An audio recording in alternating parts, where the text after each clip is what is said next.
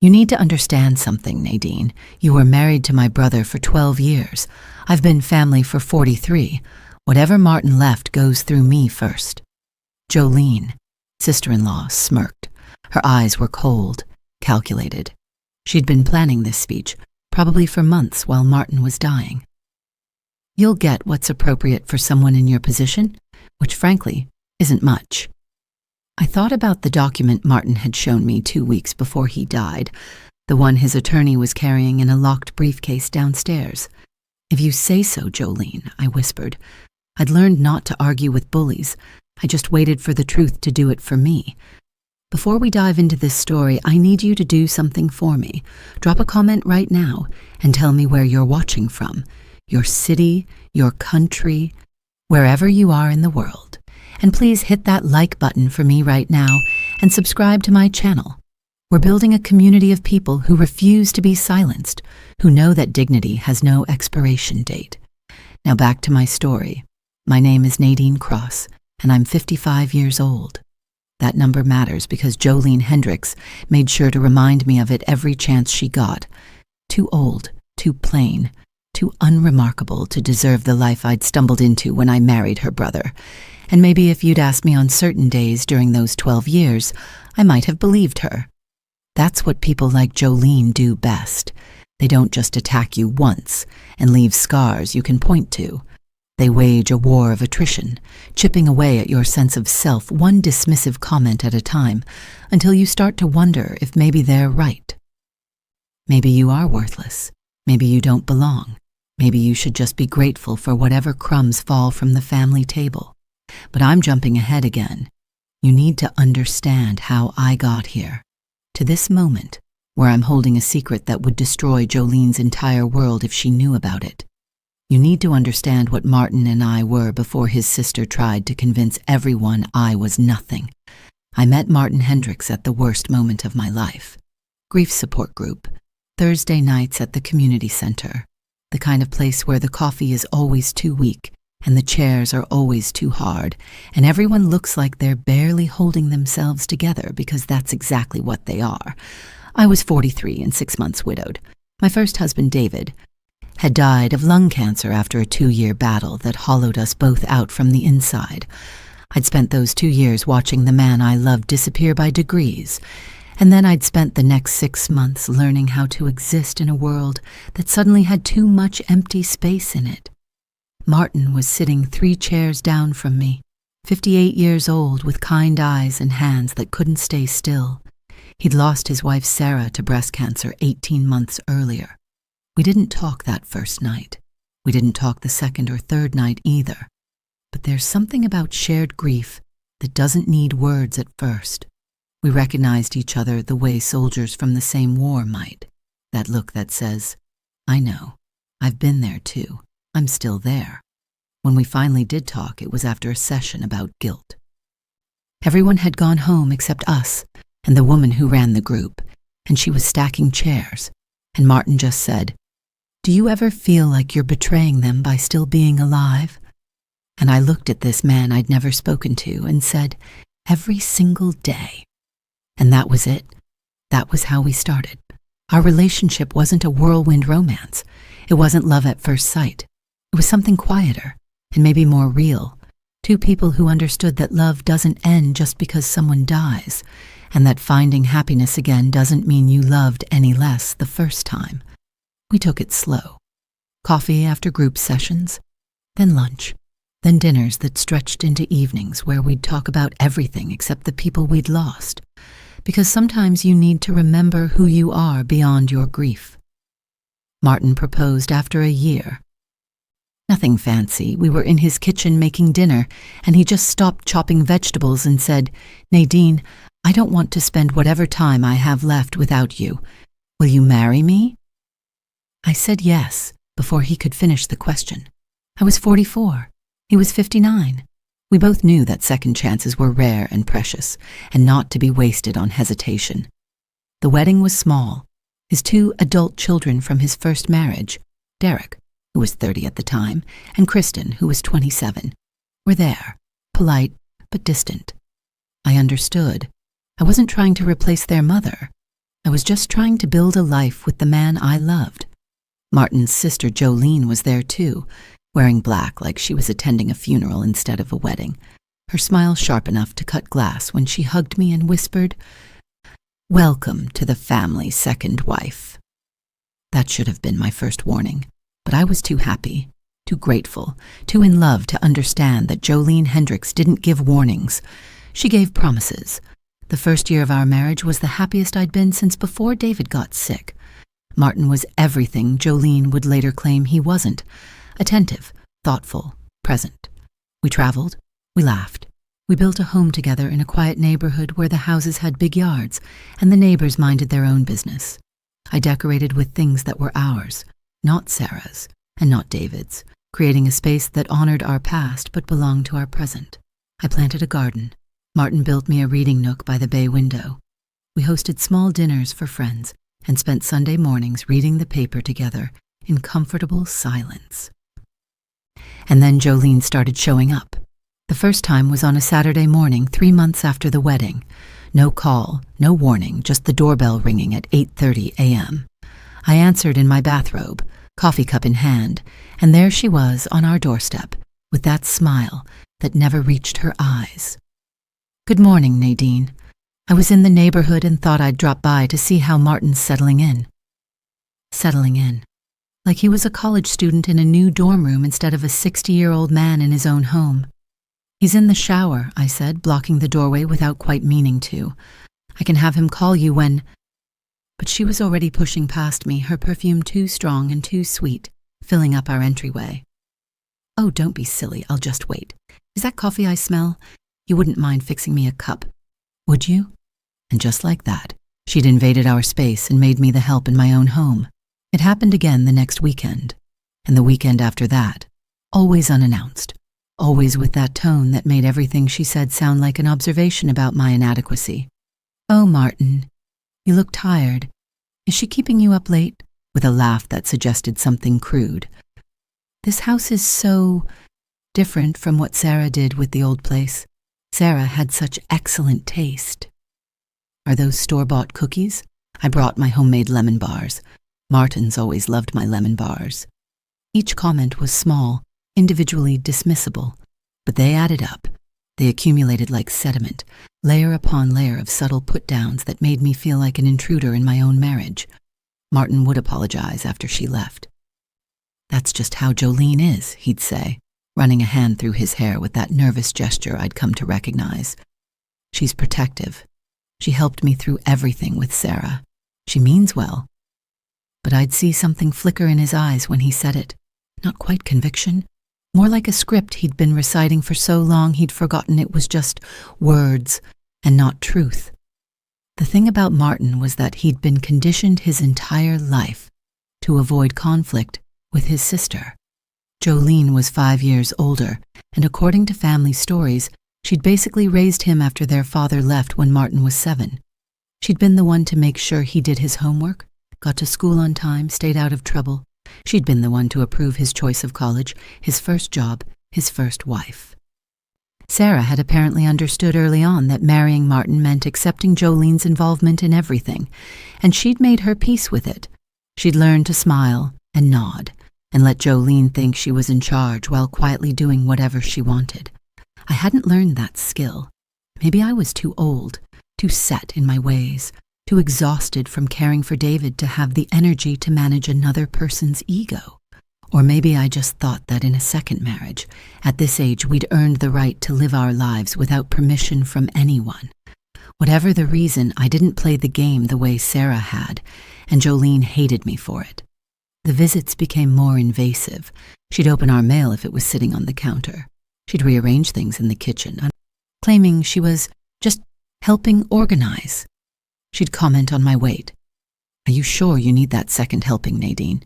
Martin's always been attracted to women who take care of themselves. And my clothes. Is that what you're wearing? Well, I suppose at your age, comfort matters more than style. And my cooking. This roast is a little dry, isn't it? I'll email you Sarah's recipe. She made the best pot roast." Sarah. Always Sarah. The ghost I couldn't compete with because ghosts are perfect in memory, frozen in time before they could disappoint or age or gain weight or burn a roast. Jolene weaponized Sarah's memory, using her like a cudgel to beat me down whenever I started to feel like maybe I belonged in this family after all. But it wasn't just the visits and the comments. Jolene had her claws in every aspect of Martin's life, in ways I didn't fully understand at first. She was on all his bank accounts. Just in case something happens, someone needs to be able to access things. She had a key to our house for emergencies. She was listed as his healthcare proxy. It's been that way since Sarah died. It's easier to just leave it. She knew his lawyers, his doctors, his accountants. She'd attended his business meetings, offered her input on his investments, made decisions about family finances that Martin accepted without question because Jolene's always been good with money. I started to feel less like a wife and more like a tenant in someone else's life, temporarily allowed to occupy space but never quite granted full residency. The worst part wasn't even Jolene herself. It was watching Martin shrink around her. This man, who was confident and present and fully himself when we were alone, would transform the moment his sister walked in the door. His shoulders would round, his voice would get quieter. He'd defer to her on everything, even stupid things like what we should have for dinner, or whether we needed to replace the living room curtains. It was like watching someone disappear in real time, and I hated it. I hated her for doing it to him, and I hated him a little bit for letting her. But I loved him more than I hated any of it, so I stayed quiet. I learned to smile when Jolene showed up unannounced. I learned to accept her criticisms without defending myself, because defending myself only made Martin more anxious. I learned to be small and unobtrusive and grateful, just like she wanted. The second year was worse than the first. Jolene started working on Derek and Kristen, poisoning them against me with carefully crafted lies. Your father seems different since the wedding. Doesn't he seem different to you? I worry that he's being isolated from family. When's the last time you two came over for dinner? I'm not saying Nadine's intentionally trying to erase your mother's memory, but have you noticed there are no photos of Sarah in the house anymore? That last one was particularly insidious, because it was technically true. I'd packed away the photos of Sarah that had been displayed throughout Martin's house when we moved to our new place together, not to erase her, but because I couldn't build a life in a shrine to his dead wife. Martin had agreed. He'd helped pack them. We'd put them in beautiful albums that Derek and Kristen could have if they wanted them. But Jolene made it sound like I'd burned them in some act of jealous rage. Derek and Kristen started visiting less. When they did come over, they were stiff and formal, like they were visiting a stranger instead of their father. They'd ask questions that sounded innocent but felt like interrogations. Dad, are you happy? Are you sure you're eating well? Is everything okay with your finances? I'd watch Martin reassure them, see the confusion in his eyes about why they were suddenly so concerned, and I'd know exactly where this was coming from but couldn't say anything without sounding paranoid or defensive. Jolene was building a narrative, you see, the evil stepmother narrative. The gold digger who'd trapped a grieving widower and was now controlling his life and stealing his children's inheritance. Never mind that I'd had my own money from David's life insurance. Never mind that I'd never asked Martin for anything financial. Never mind that I actively encouraged him to spend time with his children. Jolene was crafting a story, and stories stick better than truth because people want to believe them. They want the drama. They want the villain. And I was convenient casting. By year 3, I'd become invisible at family gatherings. Holidays were nightmares where I'd hover at the edges of conversations. Never quite included, never quite excluded. Just there. Irrelevant, unnecessary. The second wife who'd never measure up to the first. Derek and Kristen would talk about family memories that predated me, swapping stories about their childhood and their mother while I cleared dishes in the kitchen alone. Jolene would hold court, making plans for family events and investments and decisions without consulting Martin, certainly never consulting me. I thought about leaving. God, I thought about it, especially during those dark nights when I'd lie in bed next to Martin and wonder if love was supposed to feel this much like slow suffocation. But then he'd reach for my hand in his sleep, or I'd catch him looking at me over breakfast with such genuine affection. And I'd remember why I'd said yes to this complicated, messy, beautiful thing we'd built together. I'd remember that Jolene didn't live with us. She didn't share our quiet mornings or lazy Sunday afternoons. She didn't know about the inside jokes we'd developed or the way we'd made peace with our ghosts together. She had power, yes, but she didn't have us. Not really. Or so I told myself. The years blurred together after that. 4, 5, 6, 7. A decade of learning how to exist in the margins of my own life. I got better at it, honestly. I developed a thick skin. I learned to let Jolene's comments slide off me like water off glass. I made my own friends, pursued my own interests, created a life that existed independently of the Hendricks family drama. Martin and I had our home, our routines, our private happiness. It wasn't perfect, but it was ours. And then, 18 months ago, everything changed. Martin had been feeling off for a few weeks. Fatigue, stomach pain, weight loss he attributed to stress at work. When the pain got bad enough that he couldn't hide it anymore, I drove him to the doctor. Tests were ordered, more tests, a specialist. I remember sitting in the oncologist's office, Martin's hand crushing mine, while a woman in a white coat used words like pancreatic and adenocarcinoma and stage 3 and aggressive. I remember thinking, very clearly, that I couldn't do this again. I couldn't watch another person I loved be consumed by cancer.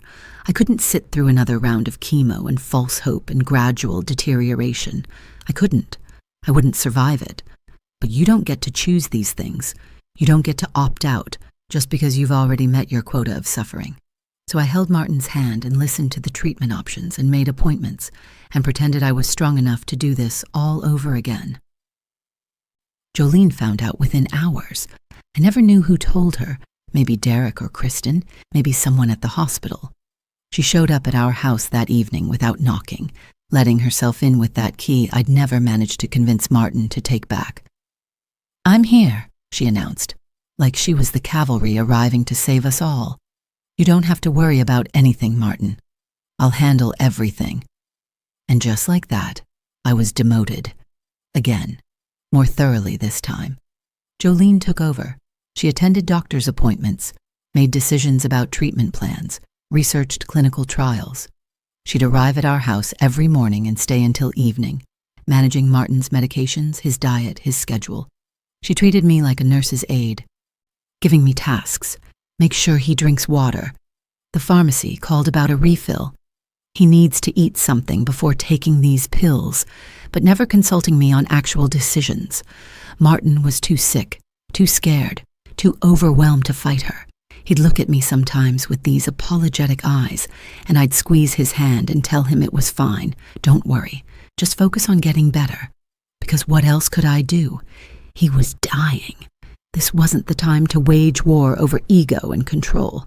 But Jolene made it clear what she thought of me during those months. "You're not equipped to handle this," she told me once, while Martin was sleeping. "You don't understand the medical complexities. You don't know the family history.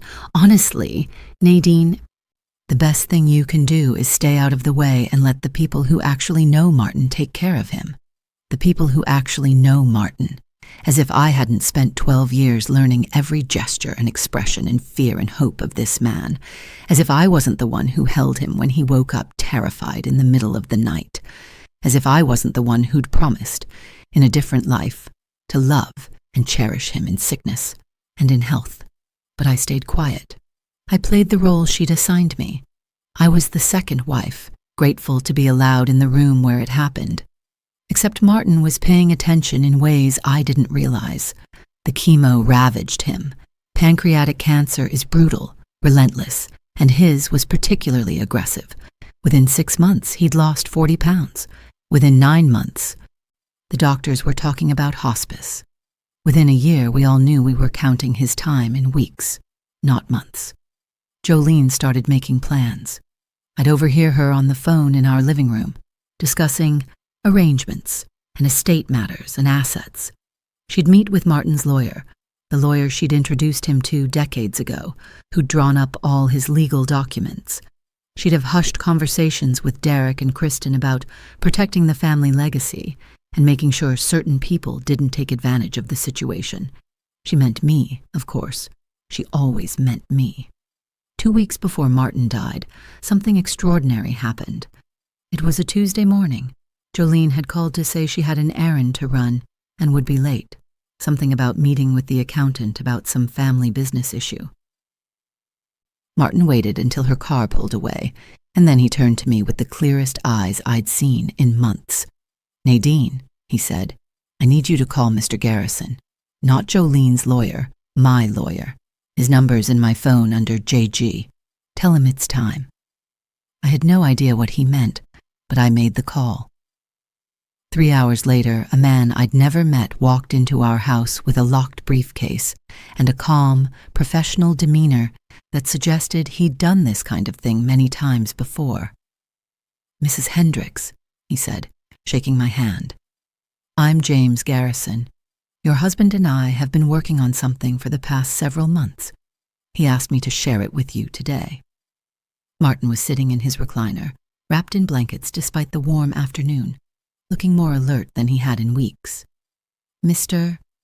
Garrison sat across from us and opened his briefcase with the deliberate care of someone handling something precious. "Nadine," Martin said, his voice weak but steady, "I need you to understand something. I've been a coward for most of my life. I let Jolene control things because it was easier than fighting her. I let her treat you badly because I didn't want the confrontation. I chose peace over protecting you, and I will regret that for whatever time I have left."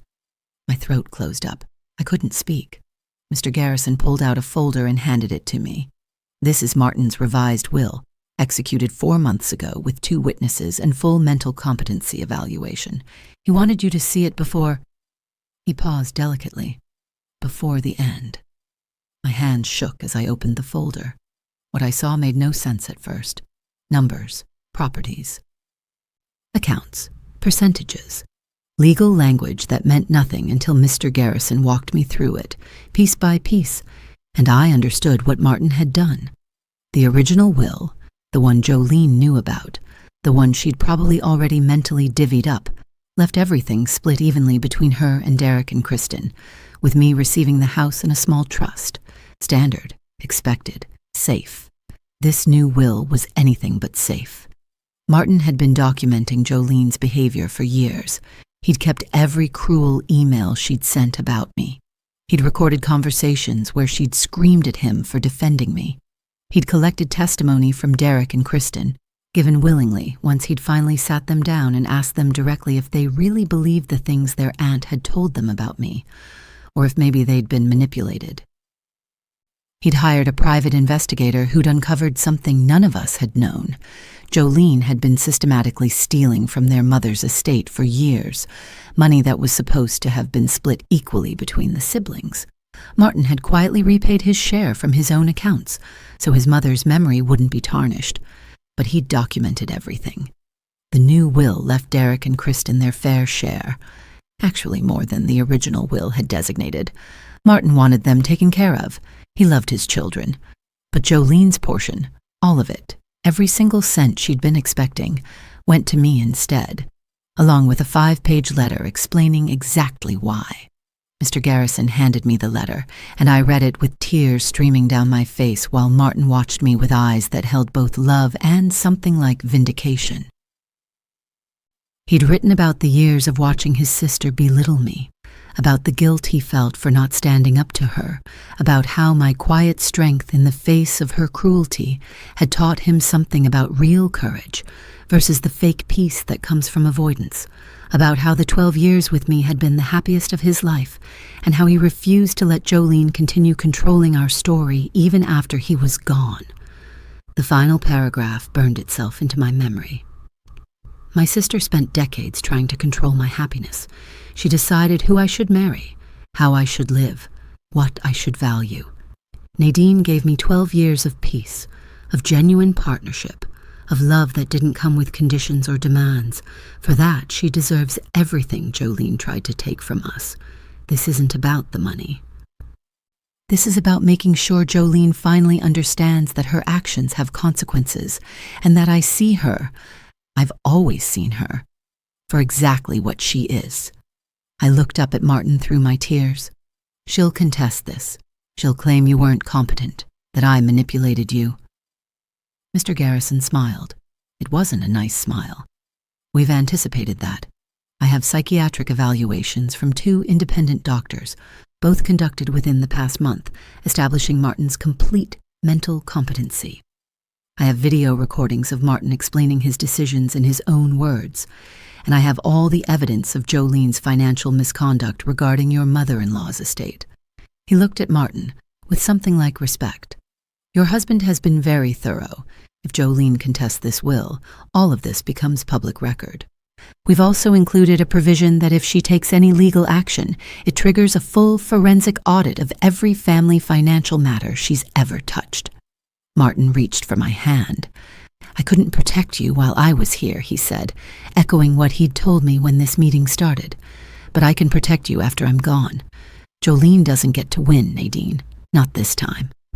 I held his hand and cried, and Mr. Garrison quietly packed up his briefcase and let himself out, promising to be in touch after the inevitable funeral. Martin died 12 days later, on a Wednesday morning with early light coming through the bedroom window and me holding his hand. His last words were barely a whisper. Don't let her make you small. You were never small. And then he was gone, and I was alone again. Except this time I was armed with something I'd never had before. Proof that I'd been seen, valued, and loved enough for someone to fight for me even from beyond the grave. Jolene arrived at the house 20 minutes after Martin died, furious that I hadn't called her sooner.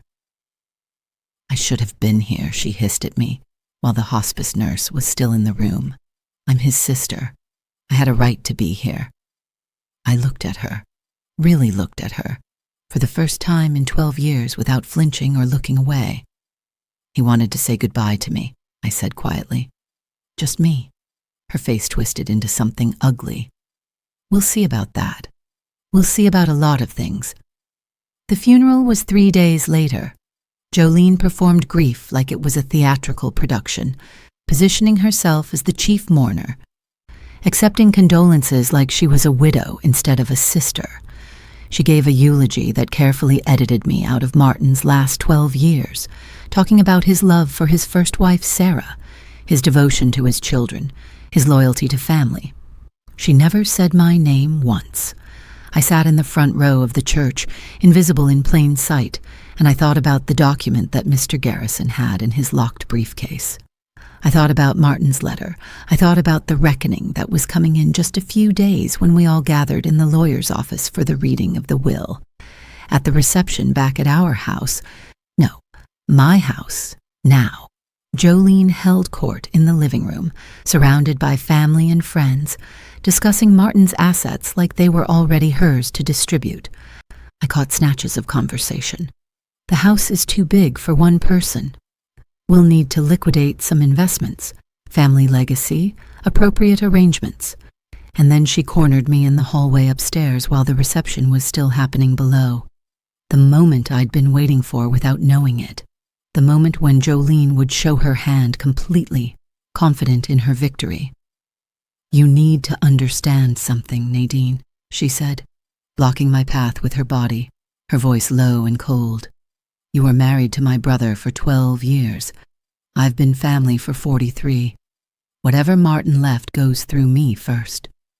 She leaned in closer, and I could smell her perfume, that same too-sweet scent that had filled my entryway on all those uninvited visits.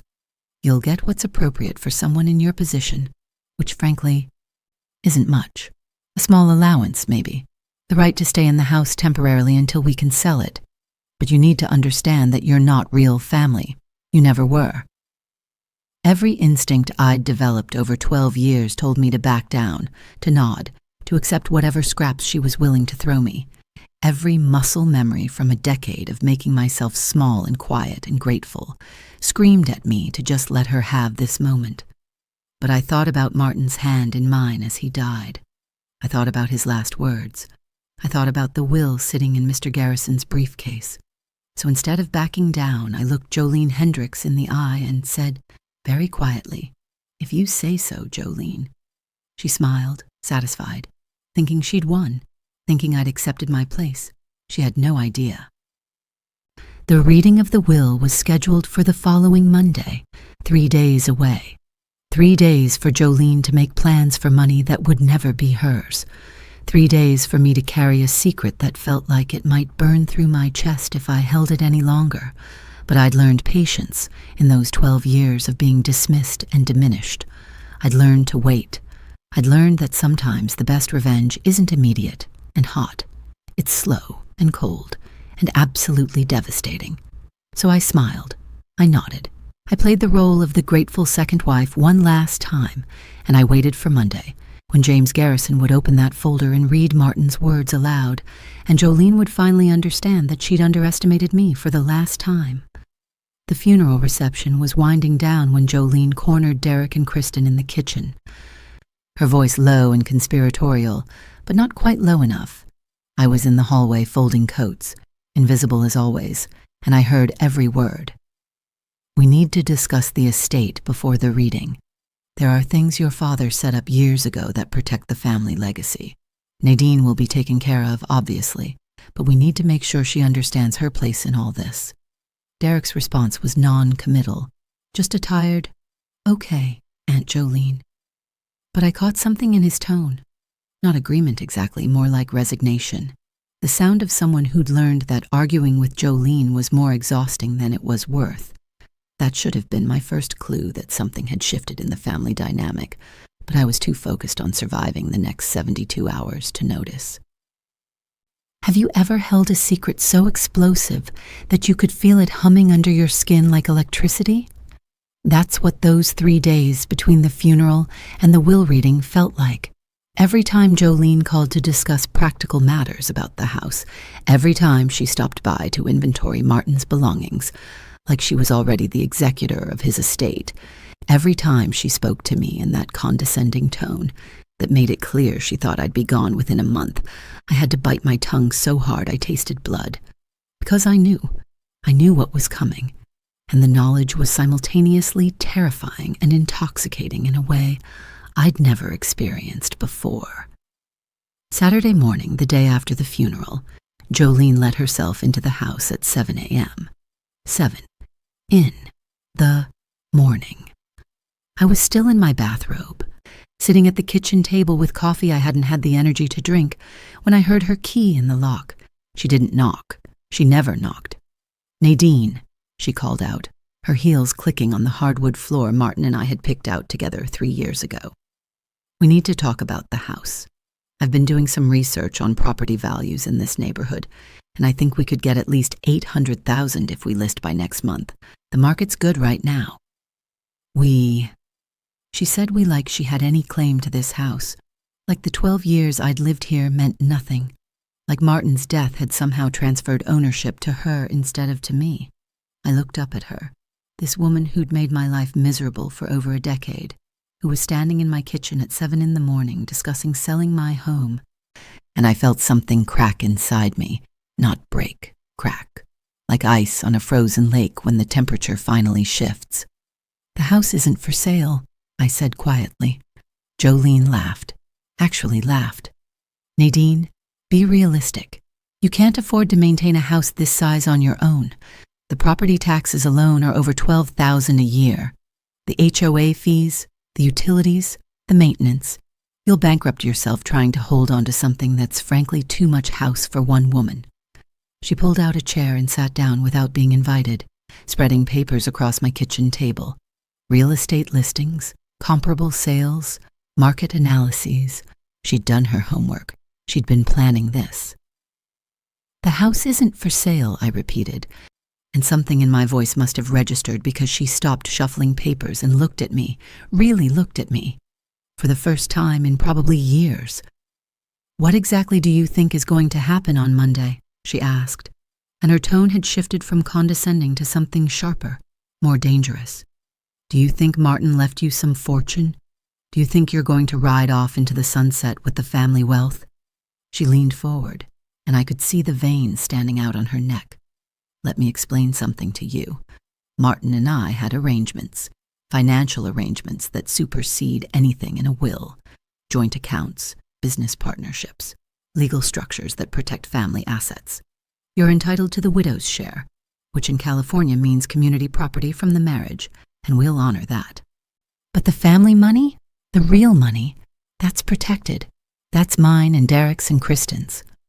I took a sip of my cold coffee and said nothing, because what could I say?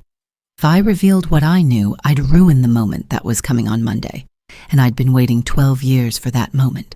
I could wait 3 more days, but Jolene interpreted my silence as submission, just like she always had. She smiled that sharp smile and patted my hand, like I was a child who'd finally understood a difficult lesson. I'm glad we had this talk. I'll have my lawyer contact you next week about the house listing. We'll make this as painless as possible. She gathered her papers and stood up, smoothing her expensive black dress, still in mourning clothes, still performing grief. Oh, and Nadine, Monday's meeting is just a formality. Don't get your hopes up about anything dramatic. Martin was very conservative with his estate planning. Everything's been structured for years. After she left, I sat in the kitchen for a long time, staring at the spot where her papers had been spread across the table. She was so confident, so absolutely certain that she'd won before the game even started, and I wondered, not for the first time and not for the last, what it would feel like for her when James Garrison opened that folder and began to read. Would she understand immediately? Would there be a moment of confusion before the horror set in?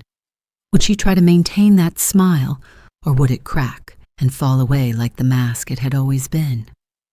I spent the weekend going through Martin's things, not because Jolene had told me to, but because I needed to feel close to him, needed to remember why this mattered. I found his journals in the study, leather-bound notebooks he'd kept for years. I'd never read them before. They felt private, sacred, but now he was gone, and the privacy didn't matter anymore. So I opened the oldest one, dated back to before we'd even met, and I started reading. The entries about Sarah's illness were heartbreaking.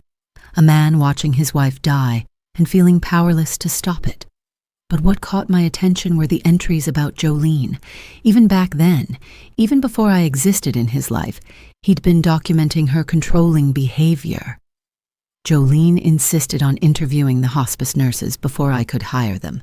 She said Sarah would have wanted family to oversee her care, but Sarah's not here to want anything anymore, and I'm tired of Jolene speaking for the dead. Another entry. Months later. Jolene keeps telling the kids that I'm not handling things well, that I need supervision, that I'm making poor decisions. I'm not making poor decisions. I'm just making decisions she doesn't agree with, which in Jolene's world amounts to the same thing. I moved to the journals from our early marriage, and there I was, Nadine, this woman he'd met at grief group, this woman who made him laugh again. He'd written about our first coffee, our first real conversation, the moment he knew he wanted to marry me. And then, shortly after our wedding, the tone shifted. Jolene came over today without calling. She walked through the house like she was conducting an inspection, pointing out everything Nadine had changed from how Sarah had it. She made Nadine cry. I didn't stand up for her. I told myself it wasn't worth the fight. But the truth is, I'm a coward. I've always been a coward when it comes to my sister. Page after page of guilt, of witnessing Jolene's cruelty and feeling powerless to stop it, of loving me but failing to protect me. Until the entries from about 8 months ago, right after his diagnosis, when something shifted. I'm dying. The doctors won't say it outright, but I can read between the lines. I have maybe a year, probably less. And I'm looking at Nadine, at this woman who's stood by me through everything, who's endured Jolene's abuse without complaint, who's loved me despite all my weaknesses. And I realize I have one last chance to do right by her. One last chance to be brave. That's when he'd contacted James Garrison. That's when he'd started building his case. He'd recorded Jolene's rants, saved her emails, documented her financial misconduct. He'd met with Derek and Kristen separately, away from their aunt's influence, and had real conversations with them for the first time in years. He'd hired the private investigator who'd uncovered the truth about their mother's estate. He'd spent his final months on Earth constructing the perfect revenge, not for himself, but for me. "If I can't protect Nadine while I'm alive," he wrote in one of his last entries, his handwriting shaky and hard to read, "then I'll protect her after I'm gone. Jolene needs to understand that she doesn't own this family. She doesn't own me, and she sure as hell doesn't own Nadine's future. Monday will be hard for everyone, but it's necessary. Some people only learn through consequences." I closed the journal and cried for an hour, mourning this man who'd loved me enough to wage war from beyond the grave. Sunday evening, Derek called. Not Jolene. Derek. "Nadine, it's me. Do you have a minute?" His voice sounded strange, uncertain in a way I wasn't used to. "I just wanted to check in before tomorrow. Make sure you're okay." We'd never had a relationship like that, the kind where he'd call to check on me, the kind where he'd think I might not be okay. Jolene had made sure of that, creating distance between Martin's children and me from the very beginning. But something in his voice made me pay attention. "I'm managing," I said carefully. "It's been a hard week." "Yeah." A long pause. "Listen, Nadine, I need to tell you something. Dad came to see me about 2 months ago. Just me and Kristen, no Aunt Jolene. He wanted to talk." Another pause, and I could hear him struggling with whatever he was trying to say. "He told us things about Aunt Jolene, about how she'd been lying to us about you for years. He showed us emails, recordings, evidence of stuff we didn't know about, and he asked us to trust him, to trust his judgment about tomorrow." My heart was hammering. "What did you say?" I said okay. His voice cracked slightly. "I said I was sorry for believing Aunt Jolene instead of getting to know you myself. I said I wished I'd been braver. Kristen said the same thing. Dad made us promise that we'd support his decisions, whatever they were, and we promised." I couldn't speak for a moment. This was the piece I hadn't known about, the part Martin had kept from me to protect me from false hope. He'd done more than just write a will. He'd prepared his children. He'd healed those relationships. He'd made sure that when Jolene tried to rally them against me, they'd stand firm. "Derek," I finally managed, "thank you for telling me. Tomorrow's going to be rough," he said quietly. "Aunt Jolene's going to be really upset.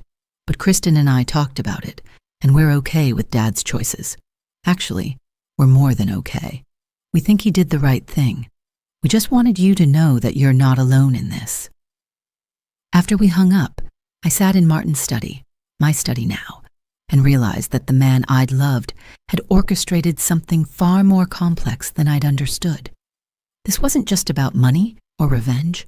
This was about freeing his entire family from Jolene's control. This was about giving his children permission to think for themselves. And this was about rewriting the family narrative one last time before he left. The question that kept me awake all of Sunday night was simple but terrifying. Was I strong enough to hold this space Martin had created? Was I brave enough to stand up to Jolene tomorrow when she exploded? Could I be the person Martin had believed I was, or would I crumble under the pressure and let Jolene rewrite the story one more time? Monday morning arrived with the kind of crystalline clarity that makes everything feel surreal, like you're watching your life happen to someone else. I dressed carefully, not fancy, but put together, professional. Martin had always liked me in blue, said it brought out my eyes, so I wore a navy dress he'd bought me for our 10th anniversary. I looked at myself in the mirror and barely recognized the woman staring back. She looked harder than I felt, stronger, like someone who could survive what was coming. James Garrison's office was downtown in one of those old buildings with marble floors and too much dark wood paneling. I arrived 15 minutes early and sat in my car, trying to calm my racing heart. At exactly 10:55, a black Mercedes pulled into the parking lot. Jolene. She was wearing a power suit, red, expensive, tailored to perfection, war paint. She saw my car and smiled, giving me a little wave like we were friends about to grab lunch instead of enemies about to go to battle. Derek and Kristen arrived separately, Derek in his usual casual clothes, Kristen in business attire similar to mine. They nodded at me, and Derek squeezed my shoulder as we walked into the building together. Jolene noticed. I saw her eyes narrow slightly. Calculating, trying to figure out what the gesture meant. The conference room was intimidating. Massive table, leather chairs, floor-to-ceiling windows overlooking the city. James Garrison was already there, the locked briefcase on the table in front of him like a bomb waiting to detonate. "Please, everyone sit," he said, his voice professionally neutral. Jolene immediately moved to the head of the table, claiming the power position like it was her birthright. Derek and Kristen sat together on one side. I sat across from them, leaving space between myself and Jolene. "I appreciate everyone being on time," Mr. Garrison began, opening his briefcase with deliberate care. "We're here for the reading of Martin Hendrick's last will and testament. Before we begin, I need to establish a few things for the record." He pulled out a digital recorder and set it on the table. "This meeting is being recorded. Martin requested this for legal purposes. Does anyone object?" Jolene waved her hand dismissively. No, let's just get through this. Martin's estate structure is straightforward. I've reviewed the documents with our family attorney, so I know what to expect. We can probably be done in 20 minutes. She was already pulling out her phone, checking messages, barely paying attention. She thought this was a formality. She thought she'd already won. Mr. Garrison's expression didn't change. "Actually, Miss Hendricks, the will we're reading today may differ from any documents you've previously reviewed. Martin executed a new will 17 days before his death." He paused, letting that sink in. "This will supersedes all previous versions." Jolene's head snapped up from her phone. "What? No, that's not. Martin didn't mention any changes. I would have known. I handle all the family legal matters." "Which is precisely why Martin chose not to inform you," Mr. Garrison said calmly. "He wanted to ensure these decisions were made independently, without outside influence." He opened the folder in front of him.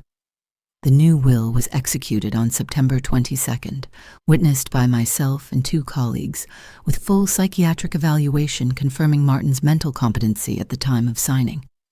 I watched Jolene's face carefully. Confusion first, then annoyance. Not fear yet. She still thought she could control this.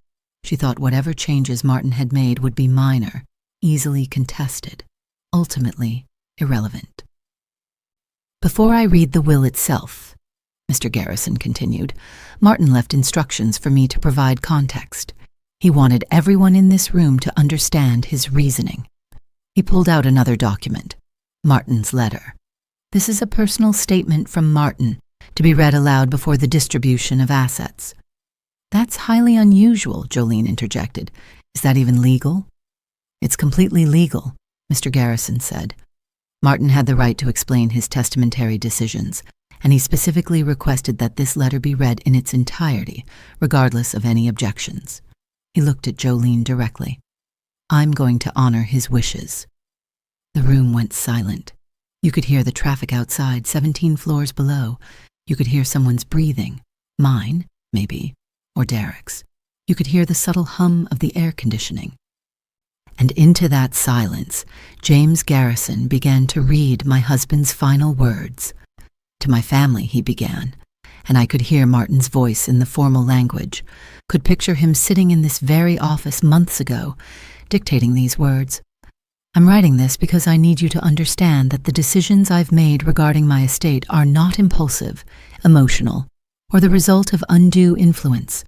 They are the result of years of observation, documentation, and careful consideration. They are the result of finally finding the courage to tell the truth." Jolene shifted in her chair. "This is ridiculous.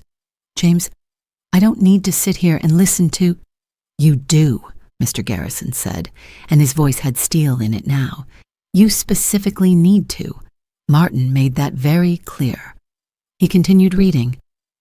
"My sister Jolene has controlled my life for as long as I can remember. When we were children, she did it under the guise of taking care of me after our father left. When I was an adult, she did it under the guise of helping me make good decisions. When Sarah was dying, she did it under the guise of protecting me from the burden of caregiving. And when I married Nadine, she did it under the guise of protecting the family legacy." Mr. Garrison paused, and I saw Jolene's face start to change. The confidence was cracking. But I was paying attention. I saw everything. I heard every cruel comment Jolene made to Nadine. I witnessed every attempt to isolate Nadine from this family. I watched her poison my children against the woman I loved, filling their heads with lies about gold diggers and manipulators and people trying to erase their mother's memory. And I said nothing. I did nothing. I was a coward. "Dad," Kristen whispered, and there were tears in her eyes. Mr. Garrison kept reading. "I'm not a coward anymore. In these final months, I've had time to think about what kind of man I want to be remembered as. Not the man who let his sister run his life. Not the man who chose false peace over protecting his wife. I want to be remembered as the man who finally stood up for the person he loved, even if it had to happen after I was gone." The letter went on for 3 pages. 3 pages of documented incidents, dates, times, witnesses. The email where Jolene had called me a temporary inconvenience and predicted I'd run back to whatever hole I crawled out of within a year. The recording where she'd screamed at Martin for defending me, telling him he was thinking with something other than his brain, and that I was obviously after the money. The testimony from Derek and Kristen about how their aunt had systematically lied to them about me, telling them I'd removed all photos of their mother from the house, that I'd forbidden Martin from visiting Sarah's grave, that I'd tried to cut them out of his will. None of it was true, Martin's letter stated. Nadine is one of the most generous, kind, patient people I've ever known. She encouraged my relationships with my children. She helped me sort through Sarah's belongings with respect and care. She loved me in a way that demanded nothing and gave everything, and Jolene couldn't stand it because she couldn't control it. By now, Jolene's face had gone from confident to confused, to something approaching horror, because this wasn't just a reading of a will. This was a public airing of every cruel thing she'd ever done, every manipulation she'd ever attempted. This was Martin finally calling her out, and she couldn't interrupt him because he was dead. But Mr. Garrison wasn't finished. "There's one more thing everyone in this room needs to know. During the process of updating this will, I hired a private investigator to examine our family's financial history. What he found was disturbing." The next paragraph made Jolene go completely white. "My mother's estate, when she died 6 years ago, was supposed to be divided equally between Jolene and myself. The total was approximately $900,000. I received my share, $450,000. But Jolene had control of the accounts, and she told me that was all there was. The investigator discovered that she'd transferred nearly $400,000 to her personal accounts over a 2-year period before our mother's death, systematically stealing from an elderly woman who trusted her completely. "That's a lie," Jolene finally exploded, slamming her hand on the table. "That money was for Mom's care. I managed her expenses. This is character assassination." Mr. Garrison slid a thick folder across the table to her. "These are bank records, wire transfers, and credit card statements. Martin repaid his portion of what was stolen, $200,000, back into your mother's estate account before she died, to preserve her dignity. But he documented everything. If you'd like to contest any of this, we can bring in forensic accountants and make all of this public record." The room was so silent you could hear Jolene's breathing, rapid and shallow like an animal caught in a trap.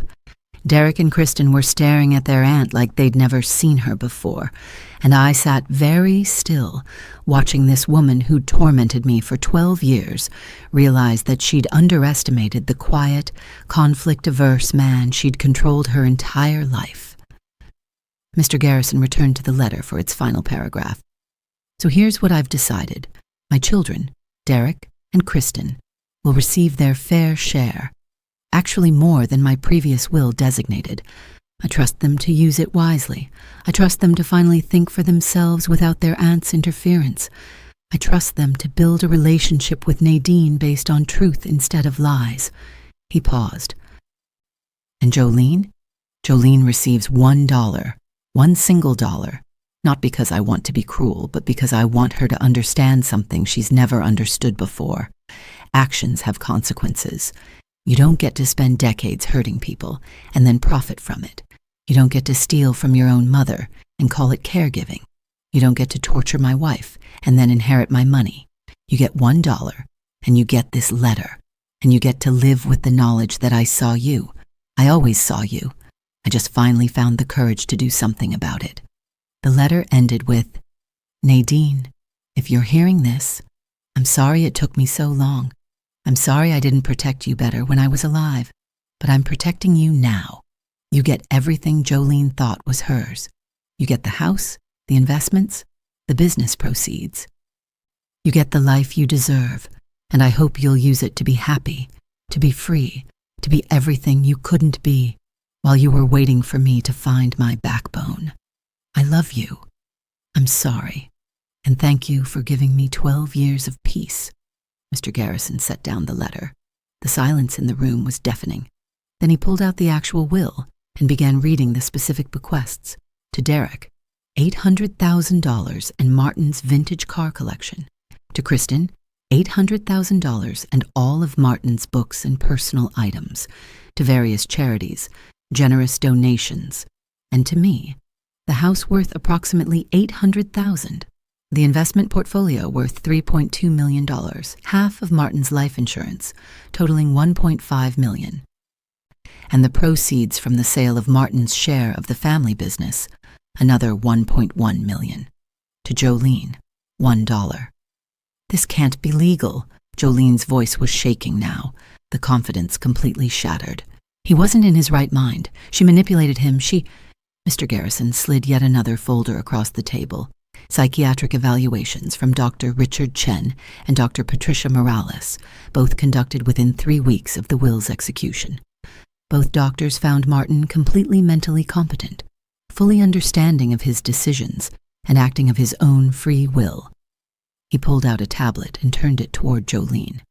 We also have video recordings of Martin explaining each decision in detail, answering questions about his reasoning, and confirming that he was not under any duress or influence. Would you like to watch them? On the screen, Martin's face appeared, gaunt, tired, but his eyes were clear and his voice was steady. "I'm making these decisions because they're right," his recorded voice said. "I'm making them because I finally understand that protecting my sister's feelings is less important than protecting my wife's future. I'm making them because I want Jolene to face consequences for the first time in her life, and I'm making them because I'm finally brave enough to tell the truth." Jolene was shaking. Her carefully constructed world, her assumed control, her absolute certainty that she'd always win. It was all crumbling in real time. "If you contest this will," Mr. Garrison said quietly, "everything we've discussed today becomes public record. The theft from your mother, the documented abuse of Nadine, the lies you told to Derek and Kristen. Martin also included a provision that if any legal action is taken against this will, it triggers a full forensic audit of every financial matter you've ever handled for this family. Every account, every transaction, every dollar. Have you ever watched someone realize they've lost everything? Not just money, though that too, but power, control, reputation, the entire identity they've built for themselves?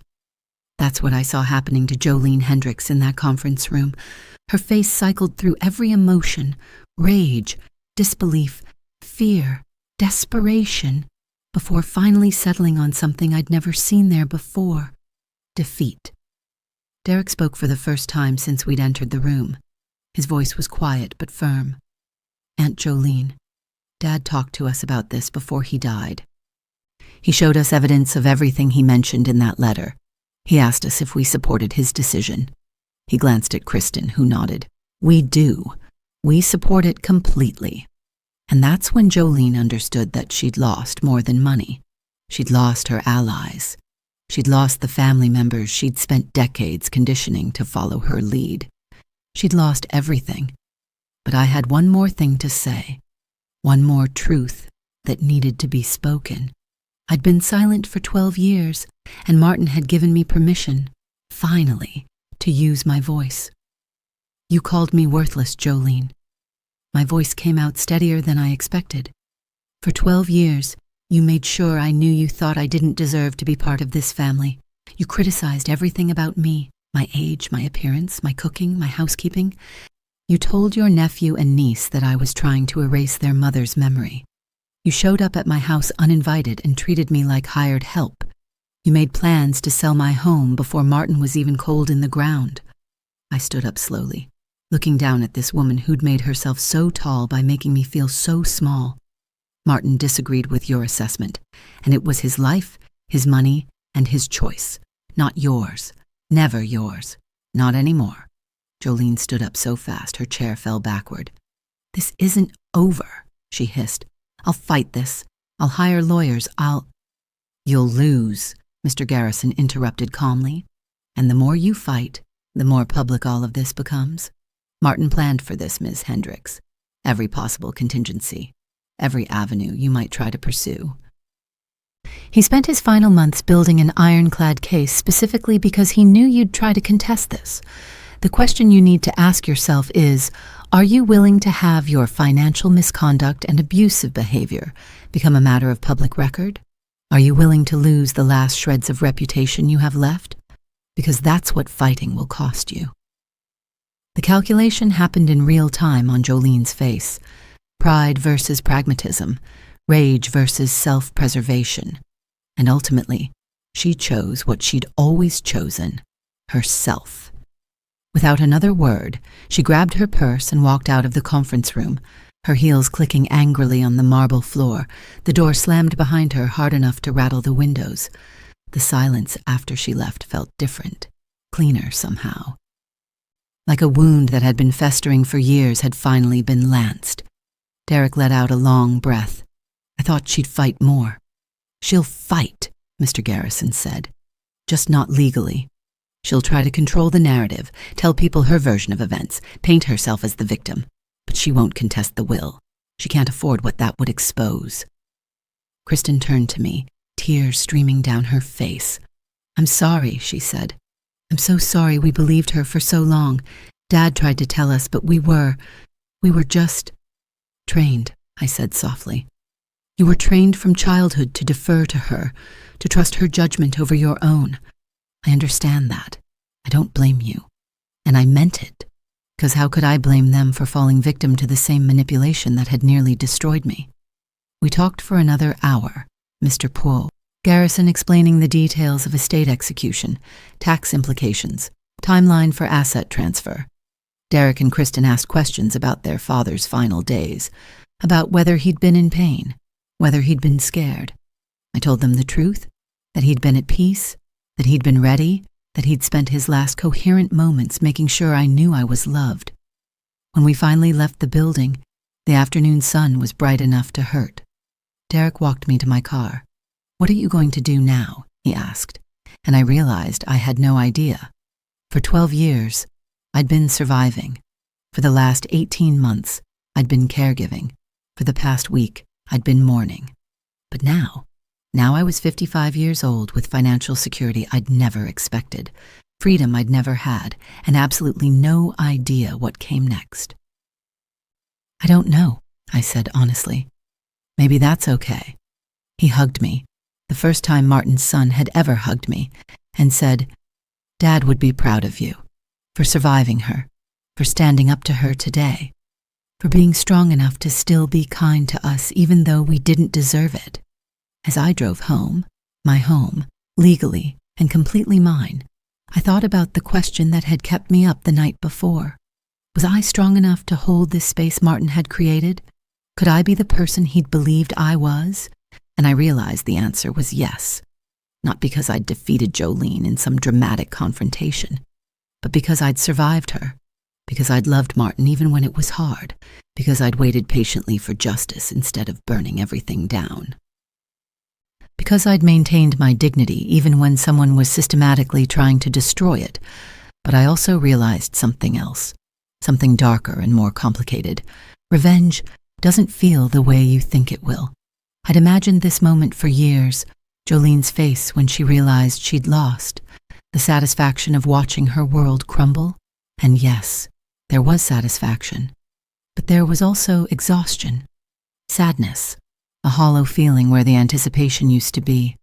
Because here's what nobody tells you about revenge. It doesn't heal the wounds. It just finally acknowledges that they existed. The 12 years of cruelty didn't disappear just because Jolene got her comeuppance. The loneliness, the self-doubt, the slow erosion of my sense of self, those scars were still there. Justice had been served. But I still had to figure out how to live with what had been done to me. But here's the question nobody asks when they fantasize about getting revenge on the people who've hurt them. What happens the day after? What do you do when the victory you've been imagining for years finally arrives, when justice has been served and the villain has been vanquished, and you wake up the next morning to discover that winning doesn't automatically heal all the wounds? Because that's where I found myself on Tuesday morning, the day after the will reading, sitting in my kitchen, in my house, surrounded by my things, feeling more lost than I'd felt in 12 years of being told I didn't belong. The house was too quiet. That was the first thing I noticed. When Martin was alive, even when he was sick, there was sound, his breathing, the television playing shows he'd fall asleep watching, the shuffle of his feet when he'd wake up at 3 a.m. unable to sleep. And before that, before the cancer, there was laughter and conversation, and the comfortable silence of two people who didn't need to fill every moment with words. But now there was just me, and the echo of my own footsteps, and the overwhelming question of what I was supposed to do with the rest of my life. I'd spent so much energy surviving Jolene that I'd never stopped to think about what I'd do if I ever stopped having to survive her. It's strange how you can become so defined by your opposition to something that you forget who you are without it. For 12 years, I'd been the woman enduring abuse, the second wife trying to prove her worth, the target of someone else's cruelty. But who was Nadine Cross when she wasn't any of those things anymore? My phone buzzed on the counter. A text from Derek. Aunt Jolene called this morning, wanted me to talk to you about reconsidering certain decisions. I told her I supported Dad's will completely, and she should respect his choices. She hung up on me. Just wanted you to know she's already starting. I smiled despite myself. Martin had been right to trust his children. Whatever Jolene had broken in their relationships, he'd managed to fix before he died. That counted for something. That counted for a lot, actually. I texted back, "Thank you for telling me, and thank you for yesterday. It meant more than you know."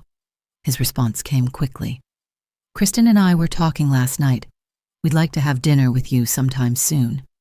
Not to talk about Dad or the estate or any of that. Just to get to know you, actually know you. Would that be okay?"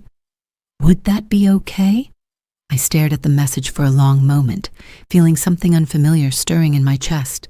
Hope, maybe. Or possibility. The chance to build something real with Martin's children instead of just existing in the shadow of their aunt's lies. "I'd love that," I typed back. "Whenever you're ready." The next few weeks were strange. Mr. Garrison handled all the legal details of transferring assets, executing the will, ensuring everything was documented properly. I signed papers I barely understood, watched numbers appear in bank accounts that didn't feel real, and slowly began to understand the magnitude of what Martin had given me. It wasn't just money, though the money was life-changing, more security than I'd ever imagined having. It was freedom, real, tangible freedom, to make choices based on what I wanted instead of what I could afford or what someone else would approve of. Jolene tried exactly 3 times to contact me directly. The first time was a phone call 2 days after the will reading. I let it go to voicemail. Her message was cold, clipped, threatening legal action she'd never actually take. "This isn't over, Nadine. I'll find a way to contest this. You can't just steal from a family and expect no consequences." I deleted it without responding. The second time was an email a week later, claiming she wanted to talk like adults and find a reasonable compromise. I forwarded it to Mr. Garrison without opening it fully. The third time was a letter delivered by certified mail, formal and accusatory, demanding I return family heirlooms that Martin had supposedly promised her. Mr. Garrison responded with documentation proving everything in my possession was legally mine and suggesting she cease contact or face harassment charges. After that, silence, and the silence was its own kind of victory. But the real change came from an unexpected source. 3 weeks after the will reading, I got a call from a number I didn't recognize. I almost didn't answer. I'd been getting calls from reporters and distant relatives, and people I'd never heard of who suddenly wanted to reconnect. But something made me pick up. "Nadine, it's Patricia Morales. Dr. Morales. I was one of the psychiatrists who evaluated your husband before his death." My heart jumped. "Yes, I remember. From the will." "I hope this isn't inappropriate," she said carefully, "but I wanted to reach out to you personally. What I saw in those sessions with Martin, the love he had for you, the determination to protect you, the guilt he carried about not standing up to his sister sooner, it stayed with me. And I found myself wondering how you were doing, not the legal aspects or the financial transition. I mean you, as a person who just went through something incredibly difficult on multiple levels." I sat down heavily on the couch. Nobody had asked me that. Not directly. Not without some ulterior motive or hidden agenda. "I don't know how I'm doing," I said honestly. "I thought I'd feel relieved or vindicated or free, and I do feel those things sometimes. But I also feel lost, like I spent so long being someone's target that I forgot how to just be myself." "That makes perfect sense," Dr. Morales said gently. "Nadine, I specialize in helping people recover from long-term emotional abuse. What you experienced with your sister-in-law, that systematic degradation, that constant undermining of your worth, that leaves scars, deep ones, and winning doesn't automatically heal them. Would you be interested in talking to someone, working through what you've been through?" I'd never considered therapy. It felt self-indulgent somehow, like I should just be grateful for how things turned out and move on. But sitting there in my too quiet house, talking to this stranger who somehow understood what I was feeling, I realized that maybe healing required more than just winning. Maybe it required actually dealing with the damage that had been done. "Yes," I said, "I think I would." Starting therapy at 55 felt strange. Dr. Morales was patient, insightful, and completely unimpressed by my attempts to minimize what had happened. "You keep saying things like, 'It wasn't that bad' or 'other people have it worse,'" she pointed out during our 3rd session. "But you're allowed to acknowledge that what you experienced was harmful. You're allowed to be angry about it. You're allowed to grieve the years you spent being diminished." So I did. I spent weeks unpacking 12 years of small cruelties, talking about the weight of being constantly judged, exploring how I'd learned to make myself small to avoid conflict. And slowly, piece by piece, I started to remember who I'd been before Jolene. Not the woman from before David died.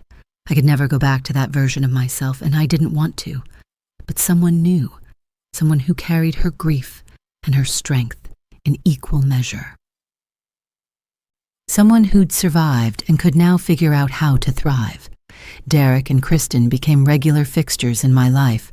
We started having dinner once a week, and those dinners turned into something real. They told me stories about their father I'd never heard, about his dry sense of humor and his terrible singing voice, and the way he'd supported their dreams even when they were impractical. I told them about the man I'd known, the one who'd found happiness again after loss, who taught me that second chances were worth taking. We talked about their mother, too, Sarah, without the ghost of Jolene's manipulation hanging over us. I learned that Sarah had been funny and fierce, and would have probably liked me if we'd ever had the chance to meet. "Dad told me something right before he died," Kristen said one evening over wine. We were on my back porch, watching the sunset paint the sky in shades of orange and pink. He said he'd finally learned the difference between keeping the peace and enabling cruelty. He said he wished he'd learned it sooner, but he was grateful he'd learned it at all. He wanted us to learn it too. Derek nodded. We talked about that a lot, Kristen and I.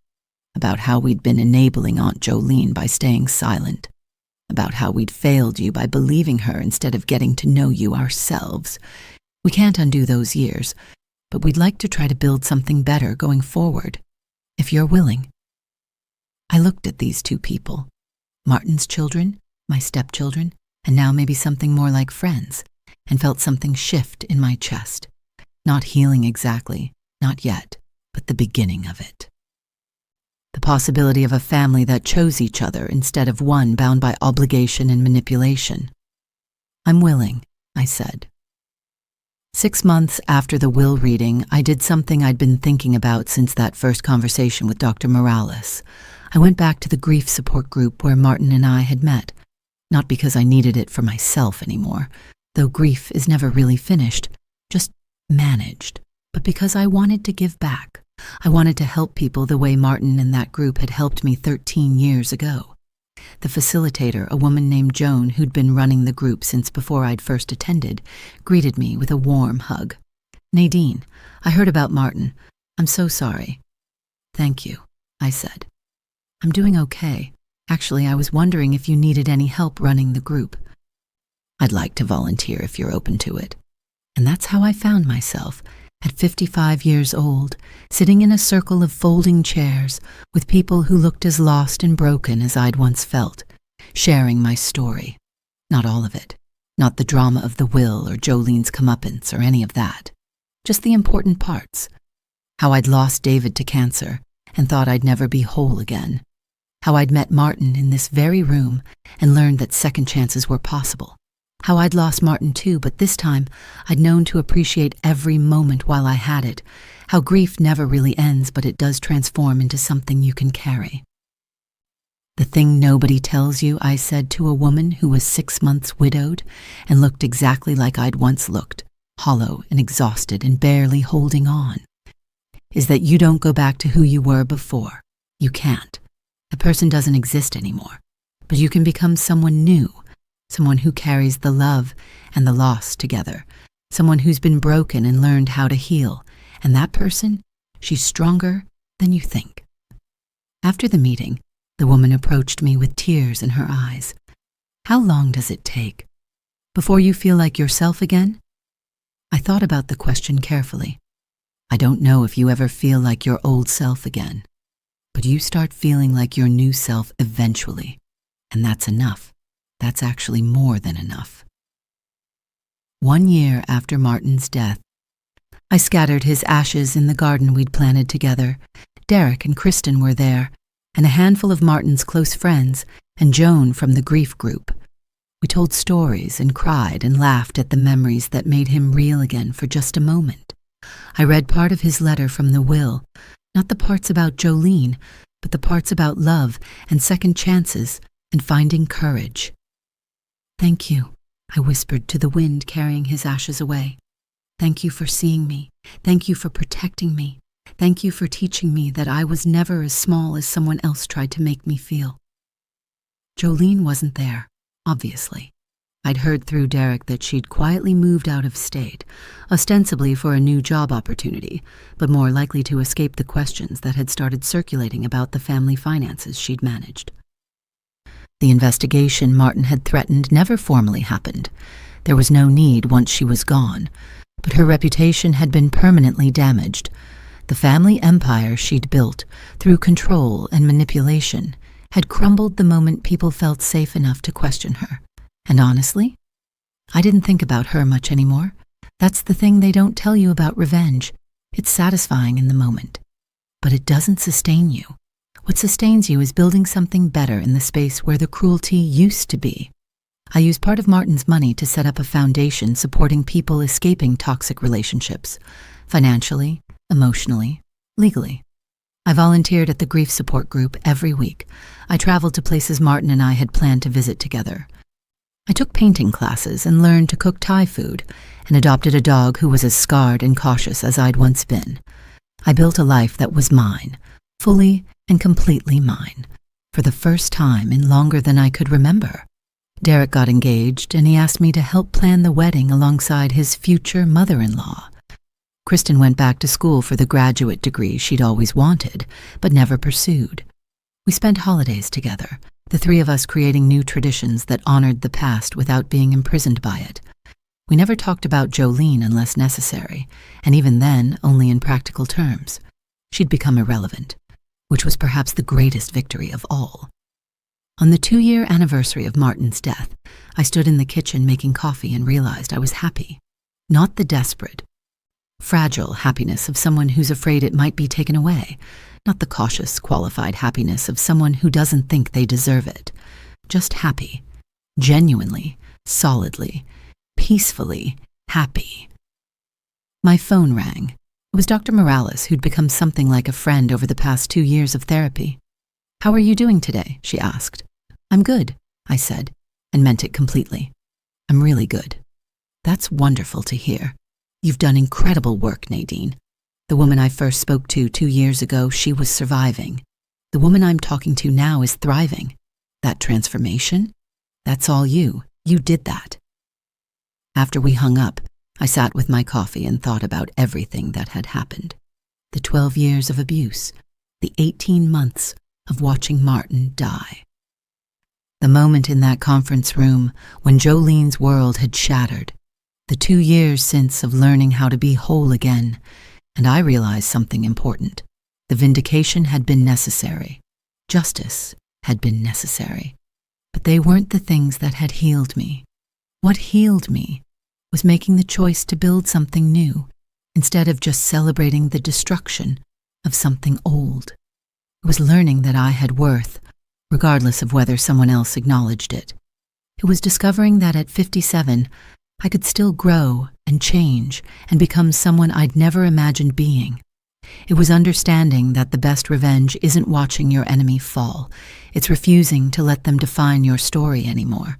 Martin had given me the tools to escape Jolene's control. But I'd done the work of figuring out who I wanted to be once I was free. And that person? She was pretty remarkable. Strong enough to endure cruelty without becoming cruel. Patient enough to wait for justice without becoming bitter. Brave enough to choose happiness even though she knew it could be taken away again. I picked up the photo of Martin I kept on the kitchen counter. "I think you'd be proud of me," I told his image. "I think I'm finally proud of me, too." So here's what I want you to understand if you're going through something similar, if you're being belittled or controlled or made to feel small by someone who's supposed to care about you, if you're trapped in a toxic relationship with a family member, a partner, a friend, anyone, and you're not sure you have the strength to get out or the courage to stand up for yourself. If you're waiting for justice that might never come, or vindication that feels impossible to achieve, you are not worthless. You are not too much, or too little, or too anything. The person making you feel that way is wrong. And even if they never face consequences, even if they never acknowledge what they've done, even if you never get the dramatic moment of watching them lose, you can still heal. You can still build a life that's yours. You can still become the person you were meant to be before someone else tried to convince you that you were less than. The money Martin left me changed my life, yes, but not as much as the permission he gave me. Permission to value myself, to take up space, to believe I deserved better. And here's the truth. You don't need an inheritance or a dramatic will reading or a perfect revenge scenario to give yourself that same permission. You can choose it right now, today, in this moment. It won't be easy. It will probably be the hardest thing you've ever done. But I promise you, the life waiting on the other side of that choice is worth every difficult step. At 57, I learned that the best revenge isn't destruction. It's transformation. It's becoming so completely yourself that the person who tried to diminish you becomes irrelevant. It's building a life so full of genuine love and purpose that you forget to be angry. It's choosing happiness not as a middle finger to your abuser, but as a gift to yourself. That's my story. That's how a second wife who was told she was worthless ended up with everything. Not just the money, but the peace, the freedom, the joy, and the absolute certainty that she always had value, whether anyone else could see it or not. So I'm asking you now, what's your story? Are you surviving or thriving? Are you waiting for someone else to validate your worth? Or are you ready to claim it yourself? Have you been made to feel small by someone who had no right to make you feel anything? And if so, what are you going to do about it? Drop a comment below and tell me your story. Tell me about the toxic person you escaped, or the one you're still trying to escape. Tell me about the moment you realized your worth. Tell me about the life you're building or the life you dream of building. Because here's what I've learned. Speaking your truth is the first step toward reclaiming your power. And sometimes, just knowing someone else has walked this path and survived makes the journey feel less impossible. So talk to me. I'm listening.